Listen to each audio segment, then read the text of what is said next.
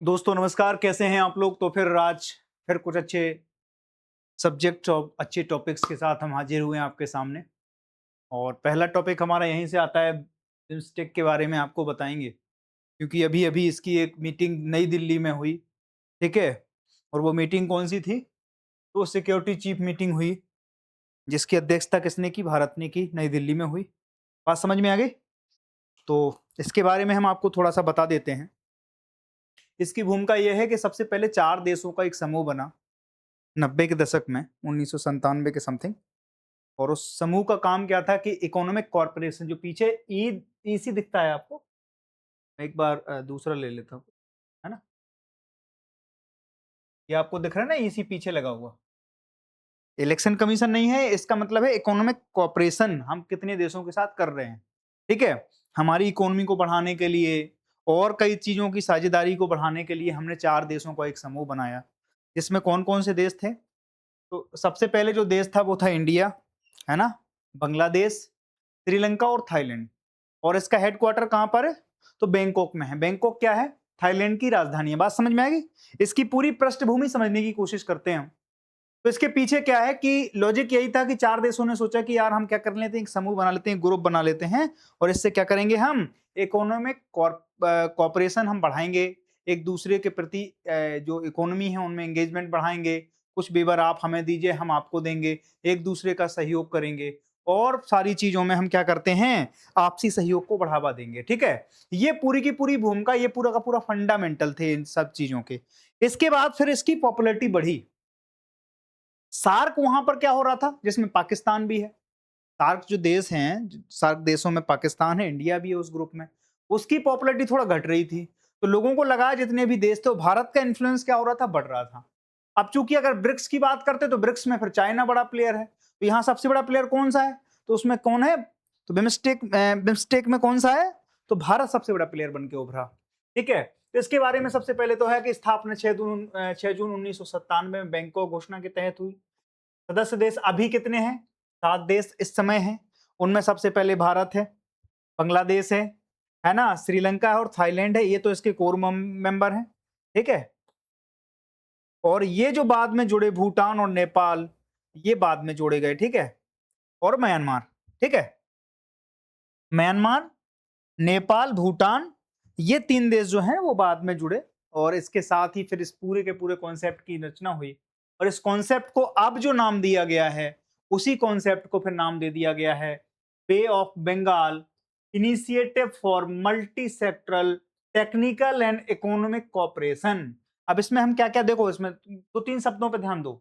Multi sectoral, कई तरह के सेक्टर में हम काम करेंगे आपस में। और किस किस चीजों को? तो टेक्नोलॉजिकली और इकोनॉमिक कॉपरेशन बढ़ाने की कोशिश करेंगे। बात समझ में आ गई? अभी इसकी मीटिंग थी। ये सेक्टर ड्रिवन एक समूह है, एक पूरा का पूरा ग्रुप है, अंतरराष्ट्रीय ग्रुप कह सकते हैं इसे। ठीक है। और ये सेक्टर ड्रिवन कैसे है? इसकी जब भी कोई ऐसी मीटिंग होगी, अगर सुरक्षा से रिलेटेड है, तो वो कहाँ होगी? नई दिल्ली में है। ठीक है। और कई सेक्टर, इन सातों देशों ने अलग अलग सेक्टर बांट रखे हैं कि अगर इसकी मीटिंग होगी तो वो कहाँ होगी, इस वाले सेक्टर से रिलेटेड कोई मीटिंग अगर होगी तो वो कहाँ होगी। तो ये क्या है? सेक्टर ड्रिवन एक समूह है, अंतरराष्ट्रीय समूह है। और इसकी जो राजधानी है वो कहाँ पर है, मतलब इसकी वो हेडक्वार्टर है वो बैंकॉक में है। ठीक है। और ये क्या है, उद्देश्य क्या है कि बहुक्षेत्रीय तकनीकी और आर्थिक सहयोग को बढ़ावा देना, जो कि मैं आपको बता रहा हूं। ठीक है। अब बे ऑफ बंगाल में क्या है? यहाँ पे सारे के सारे कॉपरेशन चल रहे हैं। आप देखो, यहां से चलते हैं आप। इंडिया है, बांग्लादेश है, म्यांमार है, थाईलैंड है, इधर नेपाल है, इधर भूटान है। सारे के सारे सातों के सातों देश, और एक सातवां देश नीचे है। तो ये सबके सब कैसे जुड़े हैं? बे ऑफ बंगाल से। ठीक है। कहीं ना कहीं डायरेक्टली या इनडायरेक्टली जुड़े हैं। नेपाल और भूटान मान लो अगर डायरेक्टली नहीं जुड़ा है तो इनडायरेक्टली जुड़ा है। उसकी बहुत सी चीजें बे ऑफ बंगाल से होके जाती हैं। उनकी इकोनॉमी का बहुत बड़ा चंग है। अगर सोचो इंडिया से क्यों चीजें रखी हैं, अभी पिछली बार उनका एंगेजमेंट हो रहा था, केपी शर्मा ओली जब बहुत ज्यादा एंगेज हो गए थे चाइना के साथ, तो भारत ने कुछ थोड़ा सा दिक्कत दी थी। इकोनॉमी पूरी उथल पुथल हो गई थी उनकी। तो वो चीजें उनके साथ हैं, वही सेम चीजें हमारी यूएसए के साथ होती हैं। अगर हमारी जो इकोनॉमी है वो सरप्लस किसके साथ है, हमारा ट्रेड यूएसए के साथ है। यूएसए हमें थोड़ी तकलीफ देती है, हमारी इकोनॉमी पे बहुत सारा दबाव आ जाता है। बात समझ में आ गई? तो ये सारी चीजें हैं। अब इसके बारे में थोड़ा मोटी-मोटी चीजें बात, इस बैठक की प्रमुख जो प्रतिबद्धताएं हैं वो क्या-क्या निकल के आई, ठीक है? चेयर किया भारत ने किया, आतंकवाद के विरुद्ध साझा कार्रवाई, ध्यान रखना। टेररिज्म के खिलाफ भारत जीरो टॉलरेंस की जो नीति रख रहा है, इस मीटिंग में उस पर बहुत ज्यादा चर्चा हुई। अब कई बार क्या होता है, जैसे जापान का घोषणा पत्र भी लागू हुआ, तो उसमें पाकिस्तान को मेंशन किया गया था। इस पर पाकिस्तान की तीखी प्रतिक्रिया है। अब पाकिस्तान की तीखी प्रतिक्रिया आई तो उसमें ये थोड़ी कहा गया था कि क्या नाम से पाकिस्तान आतंकवादी है। उसमें ये कहा था कि जो आतंकवाद जो पाकिस्तान में लोग पल रहे हैं आतंकवाद में, उसके खिलाफ पाकिस्तान को क्या करना है, कार्रवाई नहीं करता वो। तो उन्हें वो लग गया थोड़ा सा, है ना? खुफिया जानकारी साझा करना, आतंकी नेटवर्क, कट्टरपंथ और आतंकवाद के वित्त पोषण से निपटने के लिए चरमपंथी विचारधारा के प्रसार को रोकने के लिए इस पूरे के पूरे घोषणा पत्र में क्या की गई, प्रतिबद्धताएं दोहराई गई। समुद्री कानून प्रवर्तन की सुव्यवस्थित करना, समुद्री डकैती, तस्करी, अवैध मछली पकड़ने पर रोक, समुद्री डोमेन जागरूकता, ठीक है, मैरीटाइम डोमेन अवेयरनेस को बढ़ाना, तटरक्षक बलों के बीच सहयोग को मजबूत करना। आप समझो, इधर हमने आपको यहाँ पे क्या दिखाया बार बार, ये आपको हम क्या दिखा रहे हैं, ये दिखा रहे हैं मैप छोटा सा। अब आप समझो, यहाँ श्रीलंका की नेवी हो, मान लो नेवी आ गई, यहाँ म्यांमार की नेवी है, बांग्लादेश की नेवी है। नेवी मतलब छोटी छोटी जो सेनाएं हैं, तटरक्षक जो उनके होंगे, कुछ ना कुछ तो होगा ना। अब मान लो यहाँ पर क्या है, ओवरलैपिंग हो रही है, वो किसी चीज को, फिशरमैन चले गए वहां मछली पकड़ने, तो फिर वहां पर क्या कोऑर्डिनेशन की जरूरत पड़ती है, और उसमें बिम्स्टेक की क्या है, बहुत बड़ी भूमिका बन जाती है। यहीं पे सारी चीजें क्या होती हैं, लागू की जाती हैं। क्षेत्रीय सुरक्षा सहयोग को मजबूत करना, सहयोग को मजबूत करना, संयुक्त प्रशिक्षण और अभ्यास, ठीक है। सीमा प्रबंधन और अवैध आवाजाही पर नियंत्रण, जैसे अभी बांग्लादेश से हमारे यहाँ बहुत सी चीजें होती थी, उसको भी रोका जाना है। साइबर सुरक्षा और उभरते खतरों पर सहयोग। आज साइबर सुरक्षा से रिलेटेड मैंने एक कवर की है न्यूज, बहुत बड़ी न्यूज है, दुनिया भर में चर्चाओं में है, और पूरे देश में बहुत बड़ा चर्चा का विषय बनी हुई थी। पर उसके पीछे की हमें पूरी की पूरी इनसाइट पहले हमने देखी, उस पर देखने के बाद हम आपके सामने लाए हैं। कुछ अच्छी चीजें मिलेंगी उसमें तो बताएंगे आपको, ठीक है। इसमें क्या है, बिम्स्टेक चार्टर को कब अपनाया गया, 2022 में अपनाया गया, ठीक है। 2022 में एक बिम्स्टेक चार्टर निकला था, उसको इस वाली उसमें का नाम से घोषणा में क्या कर लिया गया, अपना लिया गया है। BIMSTEC free trade agreement FTA पर भी बात हुई। बंगाल की खाड़ी में आपदा प्रबंधन सहयोग पे बात हुई, क्योंकि चक्रवात बहुत सारे आते हैं, वो केवल हमें थोड़ी प्रभावित करते हैं, सारे देशों से प्रभावित रहते हैं। और जब सारे देश प्रभावित रहेंगे तो फिर हमें क्या करना पड़ेगा, आपसी सहयोग बढ़ाना पड़ेगा, जो हम बात कर रहे थे, कनेक्टिविटी परियोजनाएं, ठीक है। आईएमटी हाईवे की बात हो रही है,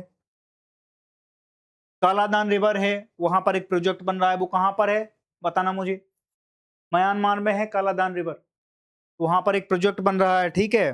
कोई भी चीज यहां से कहां जाएगी, सीधी इंडिया से होते हुए या फिर कलकत्ता से होते हुए सीधे कहां जाएगी, यहाँ पे सितबे पोर्ट है, सितबे पोर्ट पे कोई चीज पहुंचेगी, वहां से कनेक्टिविटी वहां के अंदर के लिए कौन सी होगी, तो वो होगी कालादान रिवर पे एक प्रोजेक्ट बन रहा है, उसके थ्रू होगी, वहां छोटे छोटे जहाज चलेंगे, ठीक है। दूसरी चीज हम क्या कर रहे हैं, यहां से नॉर्थ ईस्ट से होते हुए थाईलैंड तक क्या बना रहे हैं, हाईवे बना रहे हैं, हाईवे से हम सीधा थाईलैंड को कनेक्ट कर रहे हैं। इससे क्या होगी, अभी जो भारतीय जाते हैं साफ फ्लाइट से जाते हैं, हो सकता है वो बाई रोड चले जाएं, उनके लिए दूसरी कनेक्टिविटी बन रही है।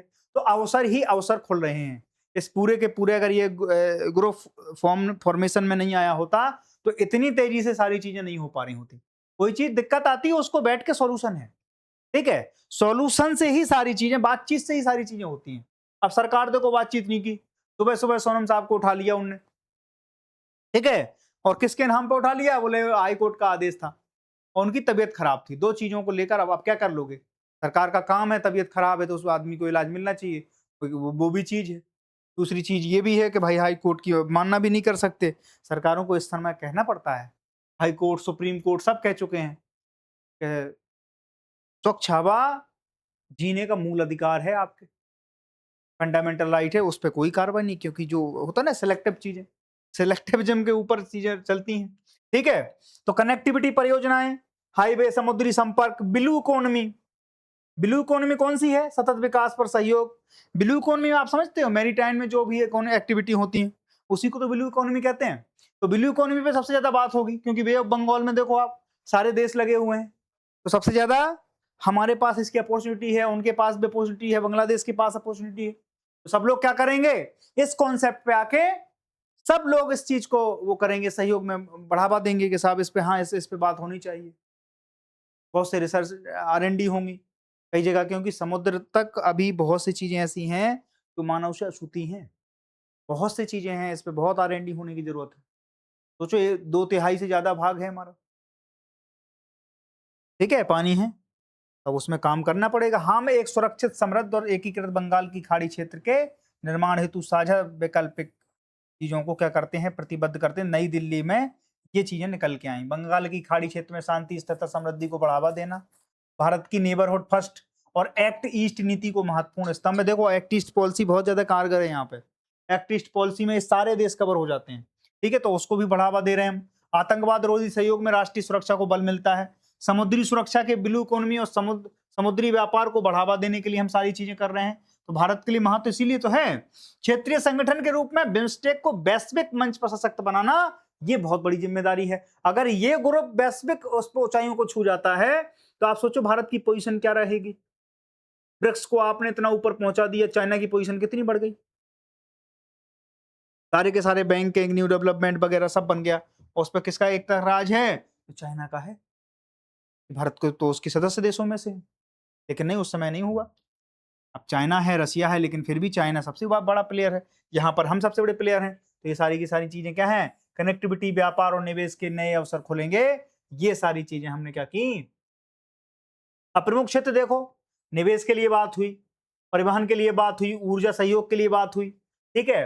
किन किन क्षेत्रों में काम करता है बिम्स्टेक, तो इन सब चीजों में काम करता है। व्यापार, निवेश, परिवहन, संपर्क, ऊर्जा, मत्स्य पालन, कृषि और खाद्य सुरक्षा, पर्यटन, टूरिज्म वगैरह, है ना, पर्यावरण और जलवायु परिवर्तन, मानव विकास, स्वास्थ्य, शिक्षा आदि के ऊपर, सुरक्षा सहयोग के ऊपर जब भी बात होगी तो हमारा इंडिया उसको क्या करता है, टैकल करता है। बाकी इन सब चीजों पे अगर बात होगी तो बाकी सब देशों को इस सेक्टर वाइज बांट दिए गए हैं, ठीक है। कौन से सेक्टर में किस देश की भूमिका कितनी बढ़ जाएगी, किस चीज को किस, जैसे होता है ना किसी के यहाँ शादी होती है तो काम बांट दिया जाता है। हमारे यहाँ पता चला शादी है किसी के घर, हमारे घर में किसी की, ठीक है, तो वहाँ काम बांट देंगे कि साहब आपको क्या करना है, आपको खाली देखा भाली करनी है, ऊपा जी आपको यही करना है। बाकी और हैं, अगर मामा लोग हैं तो उनको क्या काम होता है, आपको पानी पिलाना है। और फिर अगर मान लो कि कोई और मानदान आदमी है तो उसको खाली ये कि आपको कुर्सी पे बैठना है, आपको पानी पीना है। बात समझ में आ गई। तो ये सारी की सारी व्यवस्थाएं बनाई जाती हैं, तो इसको एक घर ही मान लेते हैं।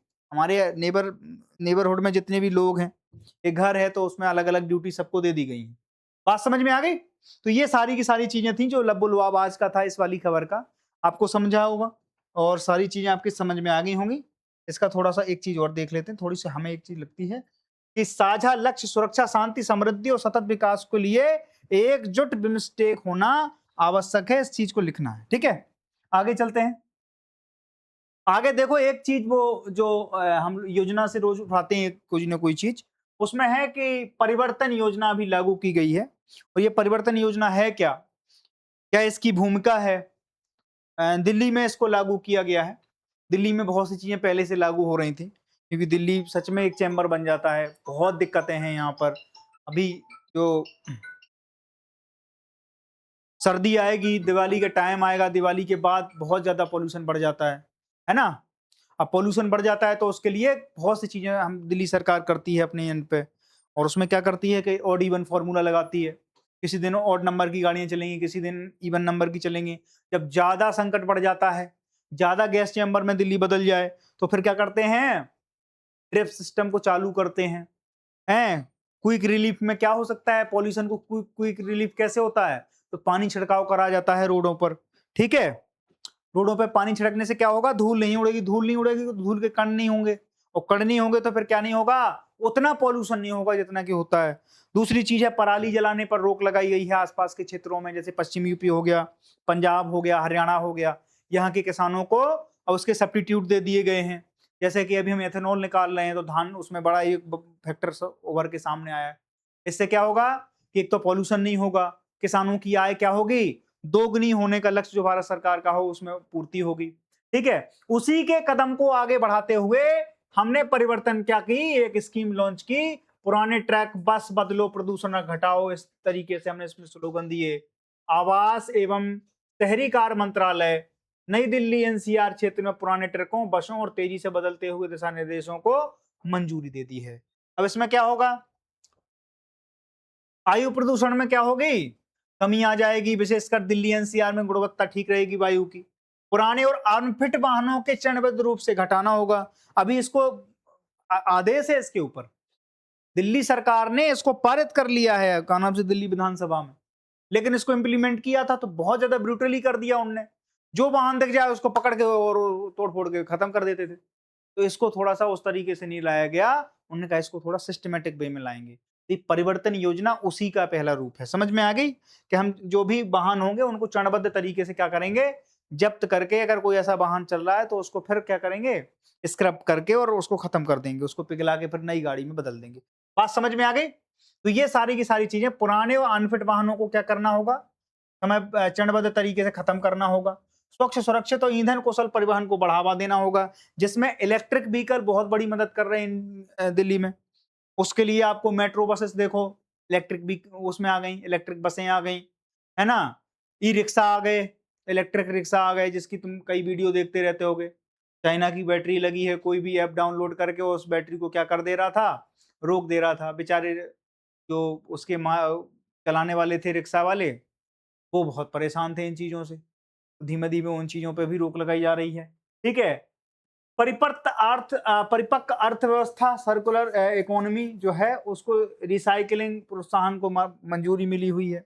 अब भारत की स्क्रैपेज नीति 2021 जो थी, एक कदम सतत भविष्य की ओर जो हमने बनाई थी, उसकी क्या क्या चीजें हैं, गैर व्यक्तिगत वाहनों के लिए स्वैच्छिक स्क्रैपिंग जो है वो छूट चरणबद्ध तरीके से लागू होगी।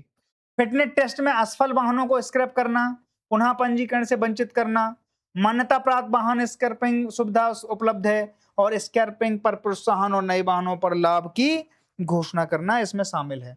ठीक है, अब सोचो ऐसे हो जाएगा, कोई पुराना वाहन है, सरकार कहेगी कि एक काम करो, आप इसको खत्म कर दो, इसको मिटा दो, इसको वो कर देते हैं, जमींदोज कर देते हैं, तो फिर क्या करेंगे, तो फिर नए वाहन आप ले लो, अपना पुराना रजिस्टर्ड करा दो, तो उस वाहन को उतनी छूट मिल जाएगी जितने का वाहन है। इससे क्या होगा कि आदमी को पुराने के उसमें नया वाहन मिल भी सकता है, कुछ पैसा उसे एक्स्ट्रा लगाना पड़ेगा, और उसके पास नए के नए वाहन भी हो जाएगा, और दिल्ली में पोल्यूशन खत्म भी हो जाएगा, थोड़ा बाहर पड़ेगा।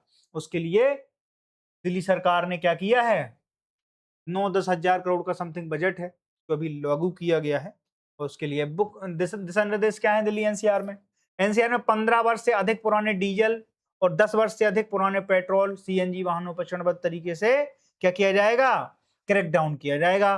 परिवहन विभाग द्वारा लक्षित समय सीमा के अनुसार वाहन मालिकों के लिए बाध्यकारी पालन होगा। ये स्क्रैपिंग पर प्रोत्साहन, छूट और नए वाहनों की खरीदारी पर लाभ, ये क्या होगा, दे रही है सरकार। स्वचालित वाहन, पीयूसी और प्रवर्तन को मजबूत बनाना, ये एक लक्ष्य दिल्ली सरकार का है। राज्य सरकारों, एनजीटी निर्देशों और वाहन स्क्रैपिंग नीति के साथ समन्वय को बढ़ावा, ये इसके साथ क्या है। अब इससे क्या होगा, लाभ लाभ क्या होंगे, दिल्ली में आपने एक वो सुना होगा कि एमपी एमपी कितना 2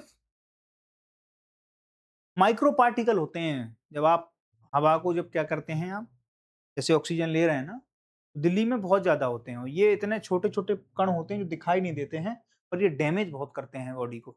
ठीक है, तो दिल्ली में इसकी मात्रा बढ़ जाती है बहुत। ठीक है, और यही चीजें सुनी होंगी जब दिल्ली की मुख्यमंत्री जी का वो हुआ था, एक बयान वायरल हुआ था, उन्हें पार्टिकल का नाम कोई नहीं आ रहा था, कहना नहीं आ रहा था, तो वो पक्ष वालों ने, अब खैर कहने से क्या ही हो जाता है, कई शब्द मुझे भी नहीं आते हैं, तो इससे क्या हो जाएगा कि मतलब हमारे अंदर नॉलेज की कमी है। हो सकता है किस परिवेश से आप आ रहे हो, क्या चीजें हैं, और ना प्रोनाउंस कर पा रहे हो उन चीजों को, कि प्रोनाउंसिएशन में अगर दिक्कत है, का ये मतलब थोड़ी है कि आपके नॉलेज में दिक्कत है।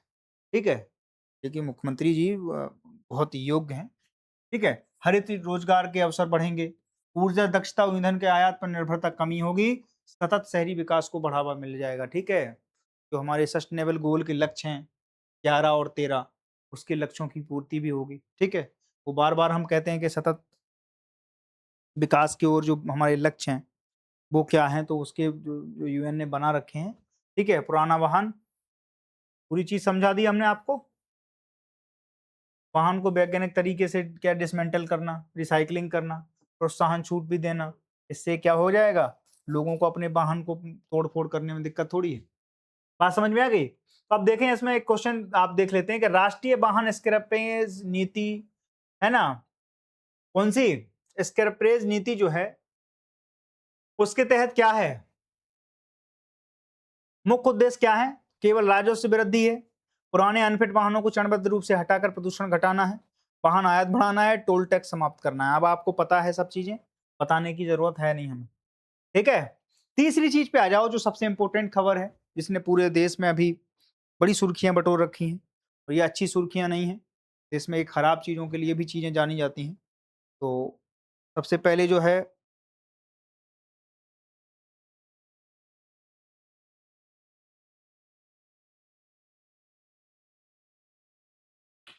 एक कुड़नकुलम परमाणु संयंत्र है, जो भारत का सबसे बड़ा जो हमारा न्यूक्लियर पावर प्लांट है ना, उसके ऊपर अभी एक साइबर अटैक हुआ है ना। और साइबर अटैक एक दुनिया में एक संगठन है बर्ड लीक करके, जिसने इस पूरे साइबर अटैक को क्या दिया है, अंजाम दिया है। और उसने दावा किया है कि उनने बहुत सी चीजें हमने आपकी उस पर साइबर उससे उड़ा दी हैं, कई जीबी डाटा उड़ा दिया गया है।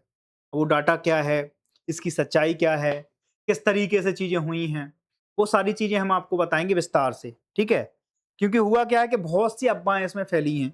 मैं आपको एक अच्छी पिक्चर पेश करने की कोशिश करूंगा। मेरा बिल्कुल भी आपको ये मत नहीं मतलब नहीं है, ठीक है। गलती हुई है। रिलायंस इंडस्ट्री इसको क्या कर रही थी, इसको पूरे प्रोजेक्ट को क्या कर रही थी, बना रही थी। और प्रोजेक्ट क्या है, ये कई चरणों में चल रहा था।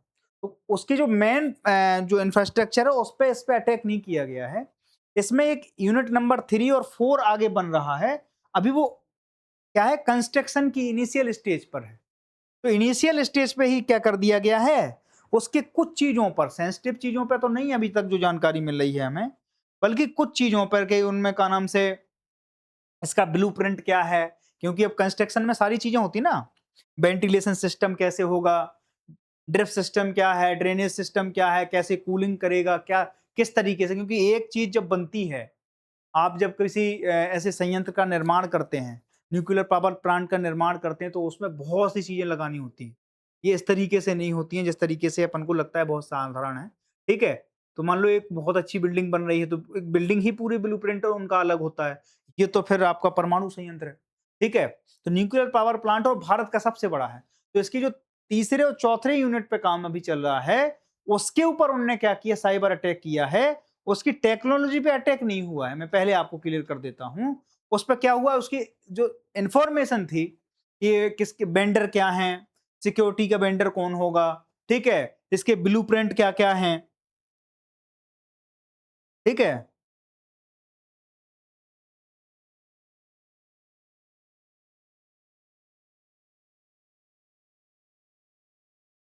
ठीक है।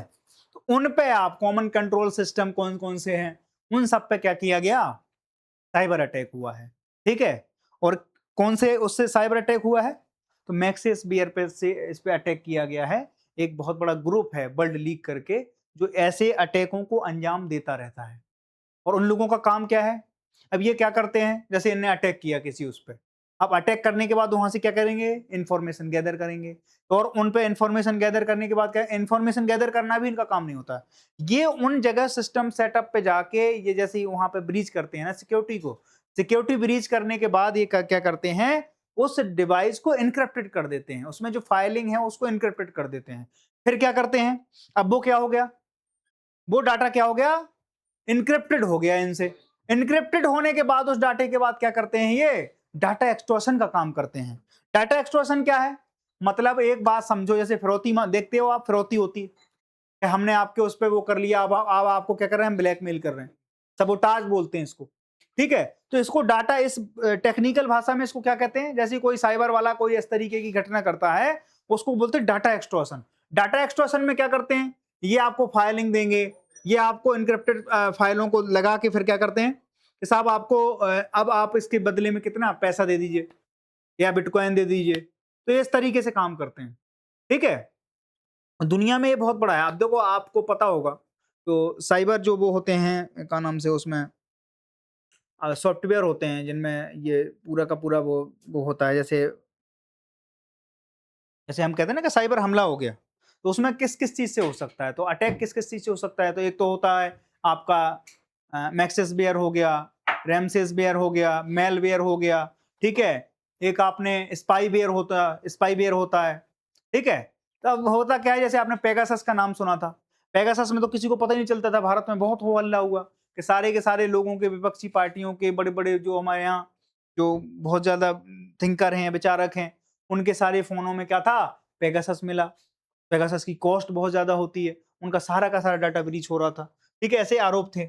अब इसमें देखो क्या हुआ, तो कर्नाकुलम में हमने आपको बताया कि इसकी जो यूनिट नंबर 3 और यूनिट नंबर 4 बन रही थी, उसके इनिशियल स्टेज पे जो चीज़ें हुई, हाँ, इसके बीच में जो चीज़ें बीच में सेंसिटिव इन्फॉर्मेशन पे कोई दिक्कत नहीं आई है, जो अभी तक की चीज़ें हैं। कि जैसे इनके हमारा जो क्या नाम से उसकी टेक्नोलॉजी है, उस पे दिक्कत नहीं है। रिएक्टर कोर पे कोई दिक्कत नहीं है। न्यूक्लियर फ्यूल पे कोई दिक्कत नहीं है। कंट्रोल रॉड्स पे कोई दिक्कत नहीं है ना? इमरजेंसी शटडाउन सिस्टम पे कोई दिक्कत नहीं है। मतलब हमारी जो टेक्नोलॉजी का जो प्रोस्पेक्ट है, उस पे दिक्कत नहीं है। केवल जो बाहरी चीज़ें आप, लेकिन उसमें समस्या बहुत ज़्यादा है। अब सोचो कि आपने कोई चीज़ ऐसी कर ली, अब लोग कहते हैं कि हम इस पूरे प्रोसेस को बदल देंगे। इतना आसान नहीं होता है, सालों से इसकी तैयारियाँ होती हैं। कौन सी जगह कौन सी आदमी बैठा है, कौन सा वैज्ञानिक किस चीज को लीड कर रहा है। अगर ये किसी भी आदमी के पास क्या हो गई, एंटी स्टेट एक्टर जिनको बोलते हैं, उनको अगर इंफॉर्मेशन हाथ में लग गई, सोचो वो कितनी बड़ी ब्रीच कर सकते हैं, कितना बड़ा सिक्योरिटी थ्रेट है वहां पर, और वो बहुत सेंसिटिव जगह है। अगर एक बार न्यूक्लियर पावर प्लांट में मान लो वो पहुंच गए, अभी ये मैंने एक वेब सीरीज देखी थी पाकिस्तान के ऊपर, इंडिया के कुछ स्पाई वहां पर गए, उन लोगों ने किस तरीके से वहां के जो परमाणु कार्यक्रम था उसको रुकवाने की कोशिश करी थी। कई तरह की चीजें हो सकती हैं, तो भारत की तरक्की रुक जाएगी। दूसरी चीज ये भी है कि सोचो अगर वायरस फैल गया, न्यूक्लियर जो रिएक्टर होते हैं उनमें अगर मान लो कि वायरस फैल गया इन चीजों का, तो कितना बड़ी तबाही हो सकती है। रेडिएशन अगर फैला, रेडिएशन फैलने से क्या होगा, बिना उसके मौत आ जाती है, कई किलोमीटर का इलाका खत्म हो जाता है। और कई सालों तक, अब जापान में देखो क्या था, हम से तो आप हाल के हाल मर जाएंगे, कोई दिक्कत नहीं है, लेकिन सोचो जापान में कई सालों, सदियों तक, दशकों तक, सदियों तक कोई, मतलब कोई जमीन, बंजर जमीन रही हो, कुछ जमा ही नहीं वहां पर। बच्चे पैदा होते थे तो कैसे होते थे, हैंडीकैप पैदा होते थे। ये दिक्कतें होती हैं जब रेडिएशन में आप जाते हैं तो, ठीक है। तो ये हम नहीं चाहते थे कि इस तरीके से हो। अब ये क्या करते हैं, इस ग्रुप की एक दिक्कत ये भी है, जो वर्ल्ड लीग ग्रुप जो, इसकी दिक्कत ये है कि ये केवल समूह को, एंटिटी को टारगेट करता है। एक बार और हमारे किसी संयंत्र पर ऐसी हमला हुआ था, उस समय भी ऐसी सबोटाज करने की कोशिश थी, गवर्नमेंट ने उस हिसाब से टैकल किया। अभी तक ये खबरें बाहर तो नहीं आई हैं, कोई डिमांड है, कोई ऐसी चीजें हैं, लेकिन क्यों करता है आदमी। और अगर नहीं दोगे तो साहब वो आपको क्या कर देगा, डार्क वेब पे बेच देगा, डीप वेब पे बेच देगा। डार्क वेब पे सोचो आपके भारत की कितनी सेंसिटिव इंफॉर्मेशन डली हुई है, क्या करोगे आप। बात समझ में आ गई आपके। अब देखो आप, पृष्ठभूमि क्या है कि कुर्नाकुलम परमाणु संयंत्र भारत और रूस के सहयोग से स्थापित सबसे बड़ा परमाणु संयंत्र है। यह BBER, वाटर एनर्जेटिक रिएक्टर है, वाटर बेटर एनर्जेटिक रिएक्टर है, जिसकी तकनीक पर आधारित है। कुल स्थापित क्षमता है इसकी 6000 मेगावाट, 6 यूनिट, एक यूनिट 1000 मेगावाट की है। स्थान है कुड़नकुलम, तिरुनेलवेली जिला, तमिलनाडु में है। यह परियोजना भारत रूस सामरिक सहयोग और ऊर्जा सुरक्षा का प्रतीक है, ठीक है। क्रिटिकल इंफ्रास्ट्रक्चर, साइबर सुरक्षा से जुड़ा गंभीर मुद्दा है, और परमाणु प्रतिष्ठानों से डाटा सुरक्षा प्रोटोकॉल और एक्सेस नियंत्रण पर सवाल उठते हैं इससे। और अप्रसार, नॉन प्रोलिफेरेशन व्यवस्था और राष्ट्रीय सुरक्षा पर व्यापक असर पड़ सकता है इस चीज का, ठीक है। लाइट वाटर रिएक्टर क्या होता है, कूलेंट पानी है, सहयोगी देश रूस है। शुरुआत यूनिट 2013 में लगी थी, 2016 में 2 यूनिटें लगी, 2003 जो है प्रचलाधीन है, और 4 यूनिट पे क्या है अभी निर्माणाधीन है, ठीक है। तो 4 अभी और बन रही हैं। भारत के लिए क्रिटिकल इंफ्रास्ट्रक्चर विशेष रूप से क्या है, परमाणु प्रतिष्ठानों की साइबर सुरक्षा के लिए आवश्यक उपाय क्या क्या हो सकते हैं, इस बात पे आपसे क्वेश्चन पूछ लिया जाएगा। और जब आपसे पूछ लिया जाएगा तो आपको इस तरीके से जवाब भी देना है। मजबूत साइबर सुरक्षा जो मल्टी लेयर में हो, नेटवर्क सेगमेंटेशन और जीरो ट्रस्ट मॉडल अपनाया जाए, नियमित ऑडिटिंग हो, जोखिम मूल्यांकन जीरो हो जाए, ध्यान रखना, लगातार साइबर सुरक्षा ऑडिटिंग और रेड टीमिंग हो, ठीक है, जोखिमों की समय समय पर क्या हो, पहचान निवारण हो, साइबर सुरक्षा विशेषज्ञों की नियुक्ति और क्षमता निर्माण हो, कर्मचारियों के लिए नियमित प्रशिक्षण और जागरूकता कार्यक्रम चलाए जाएं, और एआई एमएल आधारित थ्रेट डिटेक्शन सिस्टम का उपयोग किया जाए। एसओसी सिक्योरिटी ऑपरेशन सेंटर को सशक्त बनाने की जरूरत है। कठोर एक्सेस नियंत्रण और data protection, role based access control सख्ती से लागू किया जाए, और एनक्रिप्शन और डेटा लॉस प्रिवेंशन और सुरक्षा डेटा हैंडलिंग के लिए सख्त कानून बनाए जाएं। ठीक है, नीतियां और समन्वय क्या है, तंत्र, राष्ट्रीय क्रिटिकल इंफ्रास्ट्रक्चर सुरक्षा नीति को प्रभावी पालन, एनसीआईआईपीसी, एनसीसीएस, डीआरडीओ, आईबी जैसी एजेंसियों को सुरक्षा में आपस कोऑर्डिनेशन करने की जरूरत है, तब जाके ये सारी चीजें रुकेंगी। ये बहुत सेंसिटिव जगह हैं भारत की, इन पे क्या करना है, केवल अपन को एक बम बोई तो डालना है। और सोचो किसी देश को अगर आपको वैसे ही बर्बाद करना है, ये सबसे सरल तरीका है, साइबर अटैक करा दो। जब ऑपरेशन सिंदूर चल रहा था, कितने सारे साइबर अटैक हुए थे इस देश पे, वो तो पता नहीं चलता है अपन को, क्योंकि यहाँ से भी वही चीज है। आज के समय वॉरफेयर में बहुत बड़ा मतलब क्रिटिकल रोल हो जाता है साइबर अपराध का। ठीक है, तो बताओ, खड़े खड़े आपकी इकोनॉमी तबाह कर दी, आप क्या करोगे, आप खड़े खड़े आपकी पूरी की पूरी एनर्जी सेक्टर को ही तबाह कर दिया। तो इन सब चीजों को क्या करना होता है, देखना पड़ता है। बात समझ में आ गई। अब देखिए, नीति आयोग द्वारा बायोटेक फंड प्रस्ताव किया गया है, जो कितने हजार करोड़ का है, 50,000 करोड़ का है। नीति आयोग ने बायोटेक्नोलॉजी क्षेत्र में समग्र विकास, नवाचार, वैश्विक प्रतिस्पर्धा को बढ़ाने के लिए 50,000 करोड़ समर्पित बायोटेक फंड का सुझाव दिया है। बायोटेक अनुसंधान और नवाचार को प्रोत्साहन होगा, उच्च गुणवत्ता वाले बायो मैन्युफैक्चरिंग इकोसिस्टम का विकास होगा, जीनोमिक्स, सिंथेटिक बायोलॉजी, बायो फार्मिस्ट और जैसी उभरती तकनीकों में निवेश की आवश्यकता है। कृषि जैव प्रौद्योगिकी, जलवायु सहनशील फसलें और सतत जैव संसाधनों का विकास, वैक्सीन, बायोफार्मा, चिकित्सा नवाचारों को बढ़ावा, स्टार्टअप, उद्यमिता, कौशल विकास योजना को समर्थन, इन सब चीजों से क्या होगा, इन सारी चीजों से जो हमारी रिन्यूएबल एनर्जी की जरूरतें हैं वो क्या होंगी, पूरी हो जाएंगी। और हम क्या कर रहे होंगे, बायोटेक फंड के हिसाब से नए नवाचारों को क्या कर रहे होंगे, हम इंट्रोड्यूस कर रहे होंगे। बात ठीक है।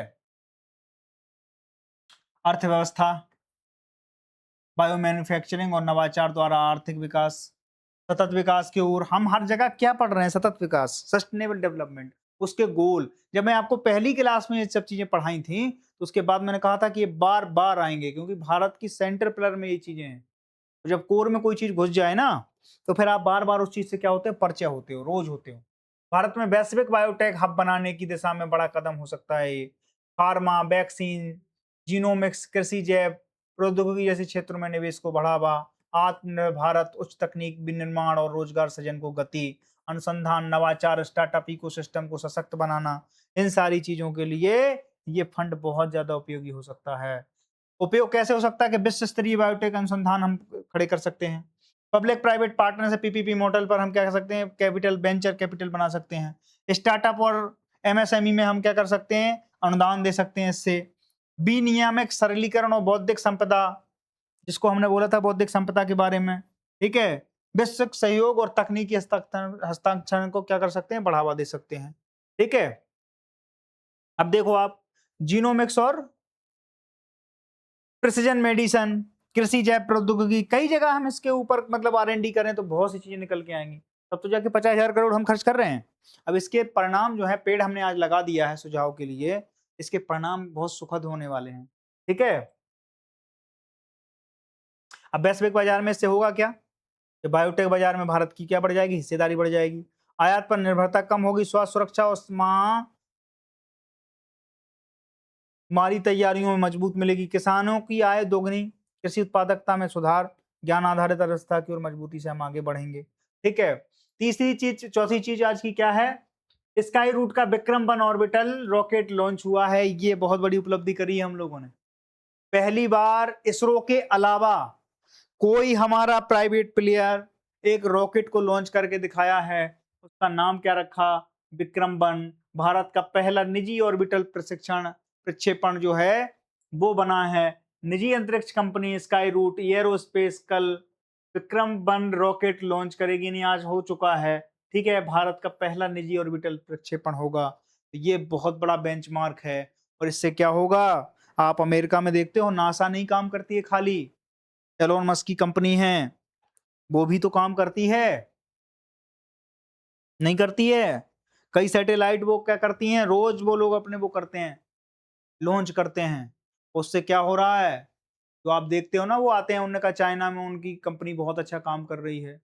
ठीक है, स्पेस एक्स नाम रखा है उन्होंने अपनी कंपनी का।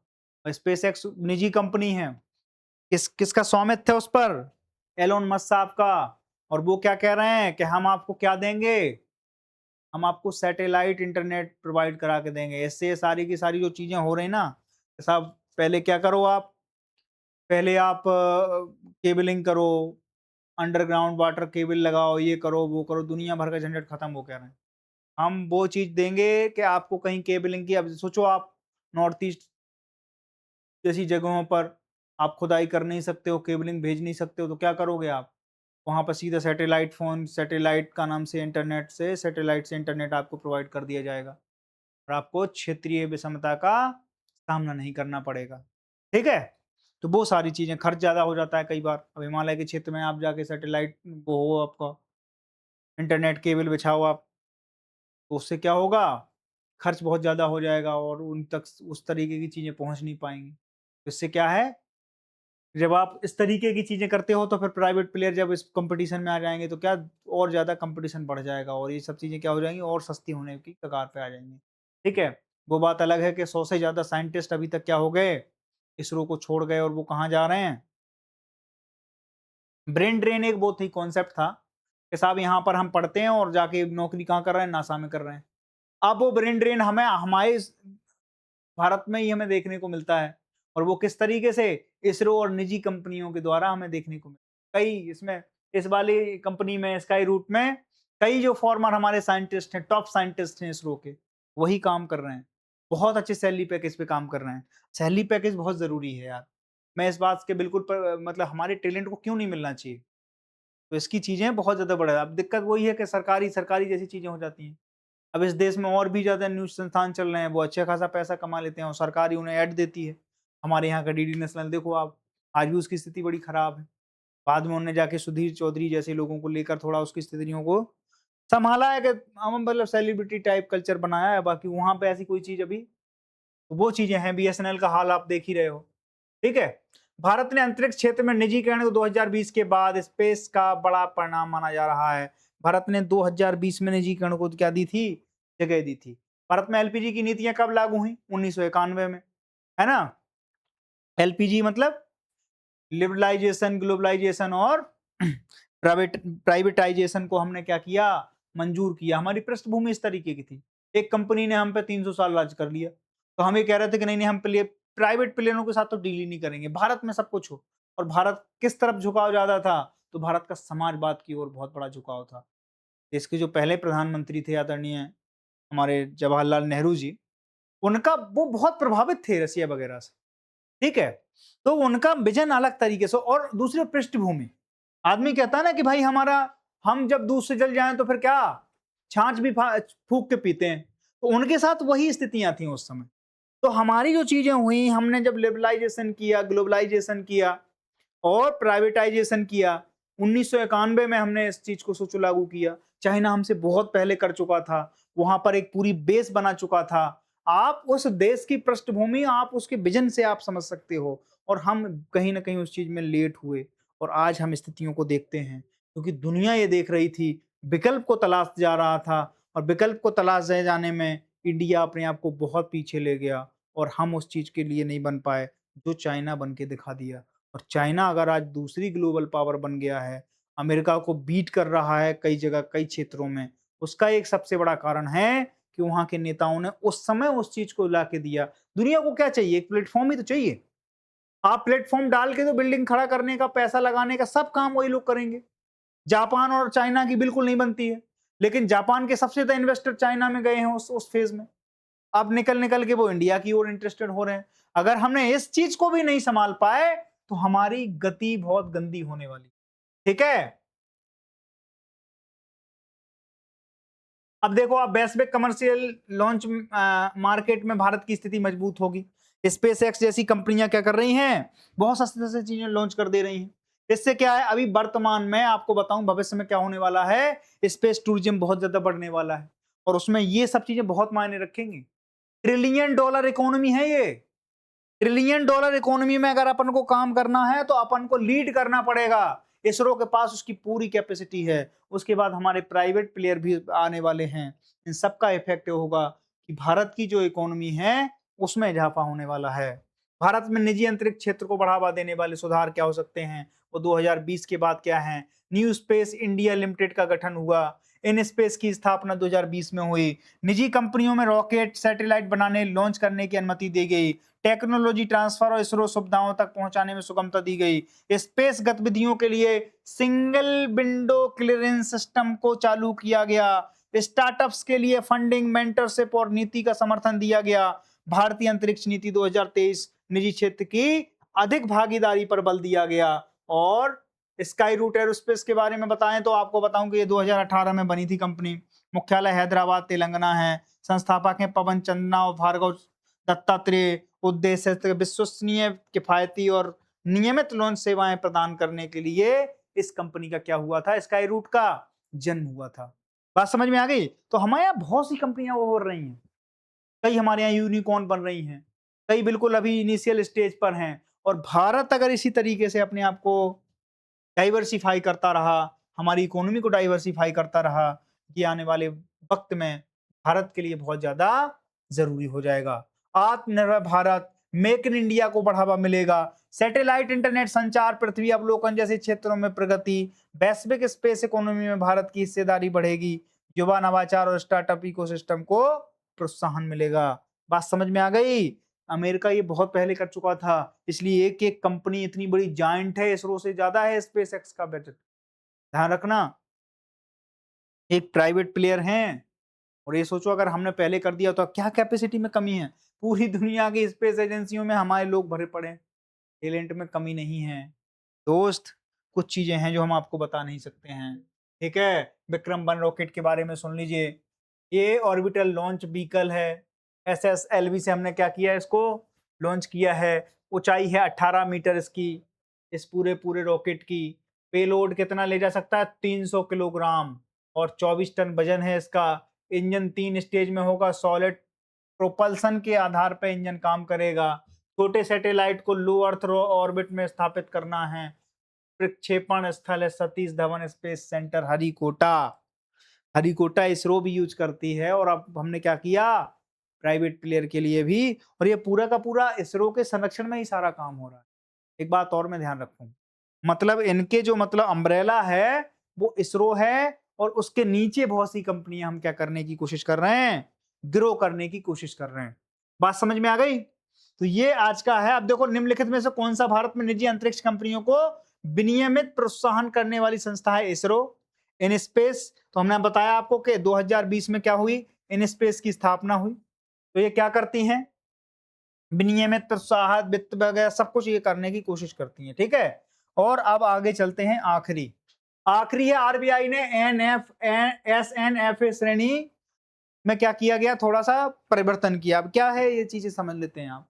ठीक है, security receipt, non fund based asset जो बोलते हैं, नॉन फंड बेस्ड एसेट। ठीक है, security non fund based asset जिन्हें बोलते हैं SNFA, वो है क्या? तो अभी तक होता क्या था कि मान लो कोई आदमी ने लोन लिया बैंक से, मैं आपको इसको समझा सकता हूं थोड़ा सा। तो इसमें क्या है कि भाई आपने हमसे लोन ले लिया, मैं बैंक हूं। बैंक ने क्या किया, आपको बोला कि आप ठीक है, आपकी EMI बन गई 1 लाख रुपए महीने। आपको 1 करोड़ का लोन दे दिया या मान लो 10 करोड़ का लोन दे दिया, 1 लाख रुपए की महीने की आपकी क्या बन गई? ईएमआई बनी। आपने 5 ईएमआई भरी, इसके बाद आपने क्या कह दिया कि अब हमारे बस की नहीं है साहब, और प्रॉपर्टी आपने ले ली। बैंक के पास तो वही है। तो फिर बैंक क्या करेगा? बैंक जो करेगा वो मैं आपको बताने की कोशिश कर रहा हूं कि बैंक आपको क्या करेगा? बैंक आपको उस प्रॉपर्टी के अगेंस्ट में क्या देगा? लोन देगा, और उसकी पूरे के पूरे कागज कहां पर होंगे? बैंक में होंगे। अब बैंक में जब उसके कागज होंगे तो उसके बाद क्या होगा? उसके बाद एक चीज हो जाएगी कि जब आप लोन नहीं चुकाएंगे तो फिर आपको क्या भेजा जाएगा? वो क्या हो गया? एनपीए हो गया। वो लोन क्या हो गया? एनपीए हो गया। एनपीए होने के बाद क्या होगा कि आपको बार बार फिर क्या आएंगे? लेटर आएंगे कि सर आप लोन भरिए, लोन भरिए। लोन नहीं भरोगे तो फिर क्या होगा? बैंक फिर इस पे क्या करेगा? बोलते ना कुड़की कर ली, कुड़की करेगा। और अगर आपके उसने मान लो उसी स्पेस पे ही लोन दिया है तो वो क्या करेगा? उस स्पेस को ही कब्जे में ले लेगा। ठीक है, जितना स्पेस उसने दिया है, मान लो एक लैंड के लिए दिया है या एक घर के लिए दिया, तो वो घर क्या कर लेगा? कब्जे में ले लेगा। अभी तक क्या होता था कि अब मान लो घर कब्जे में आ गया, घर के बाद क्या होगा? उसके बाद एक वो बना जाएगा, एक नोटिफिकेशन निकाला जाएगा, विज्ञप्ति दी जाएगी अखबार में। उसके बाद बहुत सारे लोग बैठेंगे, वो कहते हैं ना सरकारी ऑक्शन होने वाला है। ऑक्शन यही था। ऑक्शन में अभी तक क्या सुविधा थी कि आपको आपकी प्रॉपर्टी, अब सोचो आप डिफॉल्टर हैं, आप कह रहे हैं कि साहब हमारे बस की नहीं है, हम नहीं भर सकते लोन, आप हो गए डिफॉल्टर। इसके बाद औने पौने दाम पे फिर वही प्रॉपर्टी मिलेगी, तो आप क्या करोगे? 10 करोड़ की प्रॉपर्टी थी, ऑक्शन में उसका दाम लगा 4 करोड़, 6 करोड़। अब बैंक क्या करेगा कि जो मिल रहा है वही भर दे दो साहब। भूखते भागते भूत की लंगोटी बहुत होती है। तो बैंक को जितना मिल जाए उतना उनका काम चल जाएगा। तो वो क्या करते थे? सेटलमेंट होता था कई बार तो इस तरीके से। कई चीजें ऐसे, कई मुकदमे देखने को मिले। तो फिर क्या करते थे? वही पार्टी उसी का नाम से जगह को, उसी प्रेमाइसेस को क्या करती थी? 10 करोड़ की प्रेमाइसेस है, उसको 4 करोड़ में खुद खरीद लेती थी। सोचो उसका 6 करोड़ का क्या हुआ? फायदा हो गया। अब बैंक क्या करता था? इसको दे भी देता था, उसी पार्टी को दे देता था। अब उनने, आरबीआई ने ये सख्त नियम निकाल दिए हैं कि साहब अब की बार जो एनएसएफए हुआ, अगर इस श्रेणी में कोई भी ऐसा एसेट है, उसकी अगर ऑक्शन वैल्यू लगती है, उसमें वो लोग पार्टिसिपेट नहीं कर पाएंगे जिन लोगों की वो प्रॉपर्टी थी। अब केवल दूसरा ही कर पाएगा। तो अब वो जो एक लालच था, या वो जो एक माइंड गेम चलता था, या वो जो घालमेल चलता था आपस में मुज्जू गप्फू वाला, अब वो नहीं हो पाएगा। अब उसमें क्या होगा? कोई थर्ड पार्टी इसमें क्या होगी? इनरोल होगी, वही ले जा पाएगी। आप तो इस बिड को वो ही नहीं कर पाओगे, ऑक्शन में ही नहीं बैठ पाओगे। बात समझ में आ गई? तो ये है पारदर्शिता और जवाबदेहिता को बढ़ाया है इसमें। मैं हर बार कह रहा हूं अकाउंटेबिलिटी, अकाउंटेबिलिटी। बस शिक्षा मंत्री को छोड़कर इस देश में सारे लोग अकाउंटेबल हैं, जो अपनी अकाउंटेबिलिटी को तय करते हैं। बाकी मैं मानता हूं कि एक बार शिक्षा मंत्री जी को खुद की अकाउंटेबिलिटी, अकाउंटेबिलिटी बहुत जरूरी है, हर जगह होनी चाहिए, हर एक सिस्टम में होनी चाहिए। बैंकिंग क्षेत्र में पारदर्शिता, ट्रांसपेरेंसी और अकाउंटेबिलिटी सुनिश्चित करना, बैंकों के लिए ऋण वसूली तंत्र को प्रभावी और सुदृढ़ बनाना, गैर निष्पादित आस्तियों, एनपीए में के प्रबंधन, नॉन परफॉर्मिंग एसेट के प्रबंधन के लिए नई गाइडलाइन को लागू करना इसमें शामिल है। ठीक है, अब आप थोड़ा सा एक क्वेश्चन और देख लो। भारतीय रिजर्व बैंक ने संदर्भ में जब्त परिसंपत्तियां डिफॉल्टर को वापस ना बेचने संबंधी नियम किस उद्देश्य से लाया गया है? मुद्रास्फीति नियंत्रण, बैंकिंग शाखा में सुधार, और विदेशी मुद्रा भंडार, ब्याज दर निर्धारण। तो आपको पता है कि बैंकिंग शासन में सुधार व नैतिक जोखिम को कम करना इस पूरे के पूरे पहल का क्या है? वो उद्देश्य है। बात समझ में आ गई? तो आज हमने फिर से बहुत सारे टॉपिक क्या किए, कवर किए। आपको बहुत अच्छी चीजें समझ में आई होंगी। और आज फिर आपके लिए इतना ही है। कल फिर मिलते हैं इसी समय। Thank you.